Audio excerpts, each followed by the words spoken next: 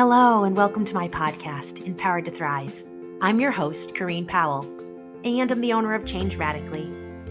In this space, we'll talk all things inner wellness, and parenting will certainly come up too, because I'm a mom to 4 kids, so parenting is a huge part of my life.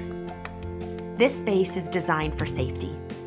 Your inner child is welcome. Your past self is invited to listen as well. And no matter what type of day you're having, I want you to know I'm glad to be with you. I live out of vulnerability and transparency, so come and be. Be yourself. Be messy. Invite a friend and please stay a while. Keep coming back. I want you around. Now, let's jump into today's episode.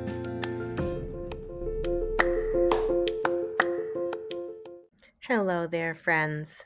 I'm happy to be with you. Let's talk today about fun and ensuring that we keep fun in our life, even as we're getting older, and that we don't lose the childlikeness that is meant to always be a part of us. If you're anything like myself, you have learned throughout life that it's not all easy, it's not all beautiful, and at times the pain and the trauma of life can create a callousness in us, and it can allow us to close up and to push away anything that wants to bring about comfort and relief. And fun is one of those means that is intended to bring about comfort and relief. I grew up as a fun person having a good time, and then became a teenager who recognized there was so much responsibility on her plate and there wasn't time for me. And so I just started doing all the things that I saw needed to be done and taking care of all the people that were hurting around me and neglected my own needs. Instead of playing sports after school in high school, I worked a job. I cooked dinner. I took care of my younger siblings. I drove them places they needed to be. And all the while, I lost myself. And I stopped taking care of myself, nurturing the gifts that were in me, and ensuring that I was enjoying life. Life became all the hardships. Life became all about what needed to be done and who needed to be taken care of. And honestly, the fun and games of life were non-existent for me. On the healing journey, it is a wonderful thing to learn that fun is important. Fun is necessary. Fun is healthy. And so as I've been on the healing journey, I've been able to laugh more freely and appreciate a good joke and recognize that sometimes when people are being sarcastic or bantering back and forth, that I don't have to take it all seriously. And I don't have to get up in arms about what somebody is saying. It's also been really refreshing to be able to enjoy fun times. Just recently, I went roller skating with my kids and their school and the other parents and students of the school. And it was so much fun. But if you had asked me to do that even a handful of years back, I would have just said, no, it's all right. I'll just keep an eye on Brielle the whole time. You go have fun. Now, Evan and I did take turns. I wasn't out on the rink the whole time. I did keep an eye on Brielle part of the time. But we shared the time and we split the time because I actually wanted to be able to go out and skate. I would have been the one to take care of Brielle because it meant Evan could have a good time.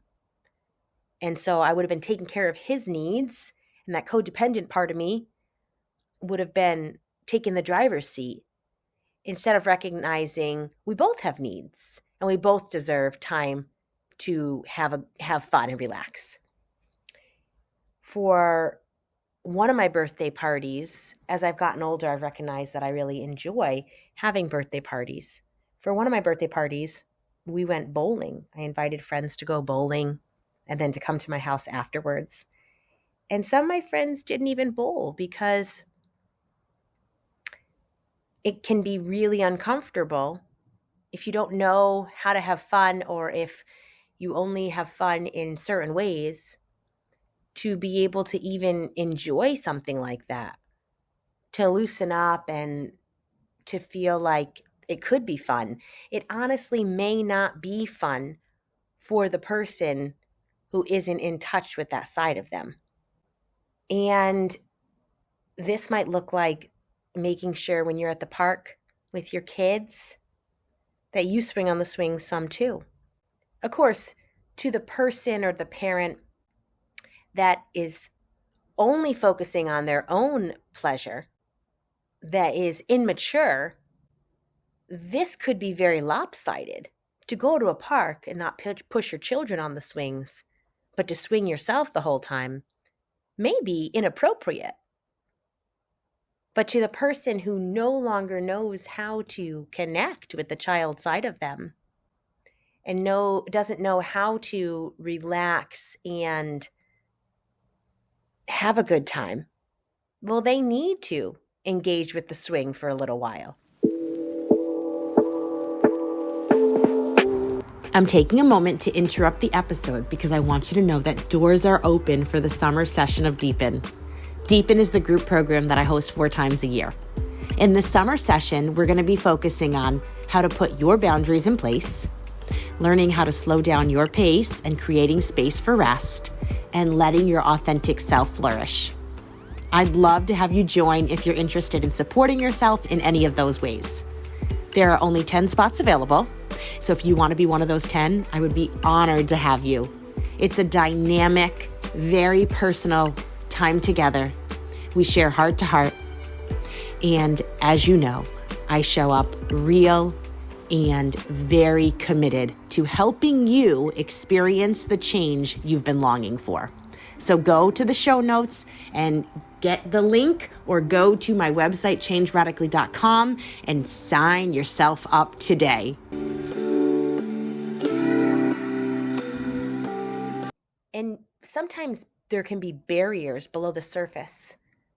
The idea that I might look foolish, what will people think of me? Or I feel irresponsible for going out and having a good time. Or I don't even know how to have good, clean fun.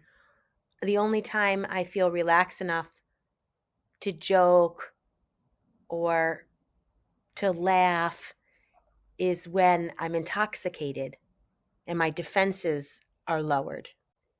Getting to know our authentic self more, noticing our inner child and connecting with that young part of ourself allows us to be able to enjoy having fun.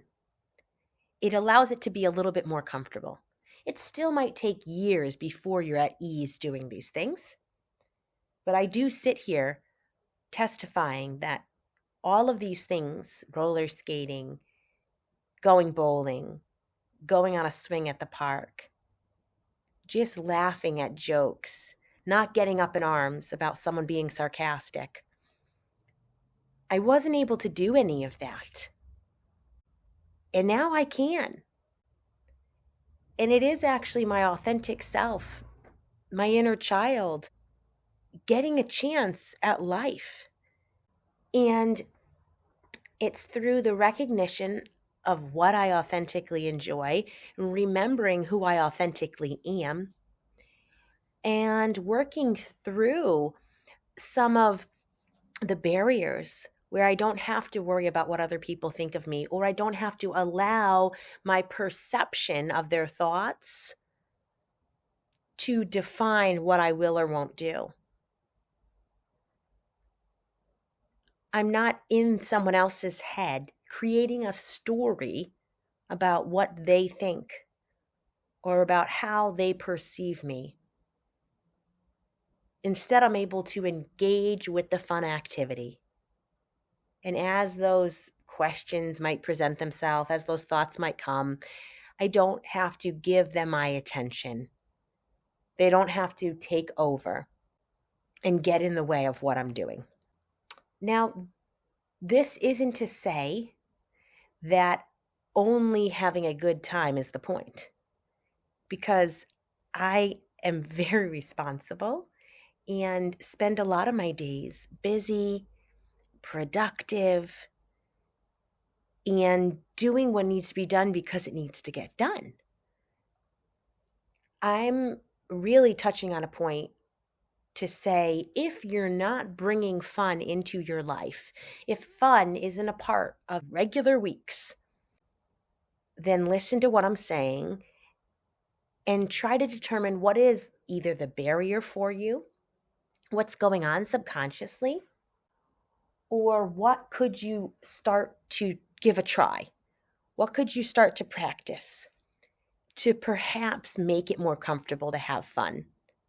To perhaps stir up that part of you that actually desires to relax and have a good time and do something without thought about other people's judgment, without thought of how silly or childlike you might look. And consider that through these activities, you're healing parts of your inner child as well. If you were a parentified child like myself, you've lost a part of your childhood. You had to grow up quickly. You had to become responsible for people and in areas that you weren't supposed to be responsible. So now you're allowing these parts of you to get back something that they always deserved, that they missed out on at one point. It won't always be a conscious decision. Even some of the things I'm talking about here, it's more so the recognition of it as I chat with you about it. If you're interested in diving into this a little bit more, I've created a workbook. You can find it at my shop, changeradically.com/shop. And it talks about meeting the emotional needs of children and of adults. I talk in that workbook about how you can connect with your inner child. How can you bring fun into your life? Very practically, it offers you journal prompts, questions to consider. It will take it a step further. If you're interested in what I'm talking about here, go pick up the workbook, do a little bit of your own contemplative inner work, and then see where it takes you. I would suggest it can only be good. Fun is a wonderful way to lighten up who you are as a person, to lighten up the heaviness of life, and to remind other people too. As you practice something, by default, other people are being reminded of what they might be missing out on or how life could potentially be. And it's not that you have anything to teach them. It's just simply a beautiful byproduct that when someone has fun, another person gets to look on and say, oh my goodness, I want to do that too. And think about those adult friends that you have or those acquaintances. I have a couple coming to mind who just always seem to be the type of people who have a good time. They know how to have a good time. They'll have a good time, even if it's not necessarily a setting that seems like it's fun. And it's like they're a big kid, but they know how to be responsible. They take responsibility. They're very productive in their life. They just really identify with that fun part of themselves, that childlike part of themselves. And I think childish and childlike could be a little different. To be immature and to be childlike are two different things. Anyhow, think about that adult friend or acquaintance you have in mind. What is it about them that you like and you appreciate? What is it about them that irritates you or frustrates you? Just start there. See where that takes you. See what that curiosity gets you. Could be super insightful. And as we wrap up, what is something fun you could try out this week? It could be something really minuscule. kicking a ball with your kids, if you enjoy that, shooting some hoops, grabbing a coloring book and coloring, watching a comedy and laughing. You can shoot me an email, Corrine@changeradically.com. Find me on Instagram, Facebook, TikTok, or figure out another way to reach out to me. But I would love to hear what comes of this for you. So cheers to having fun.